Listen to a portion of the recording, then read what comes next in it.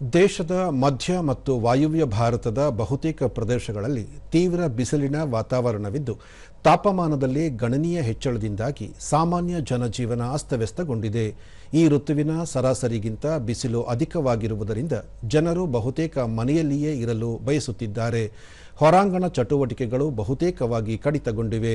ಮುನ್ಸೂಚನೆಯಂತೆ ರಾಷ್ಟ್ರ ರಾಜಧಾನಿ ದೆಹಲಿಯಲ್ಲಿ ತೀವ್ರ ಬಿಸಿಗಾಳಿ ಮುಂದುವರೆದಿದ್ದು, ನಿನ್ನೆ ತಾಪಮಾನವು 44 ಸೆಲ್ಸಿಯಸ್ನಷ್ಟು ದಾಖಲಾಗಿತ್ತು. ಕಳೆದ ಹಲವಾರು ದಿನಗಳಿಂದ ಉತ್ತರ ಭಾರತದಾದ್ಯಂತ ತೀವ್ರ ಶಾಖದ ವಾತಾವರಣ ಮುಂದುವರೆದಿದೆ.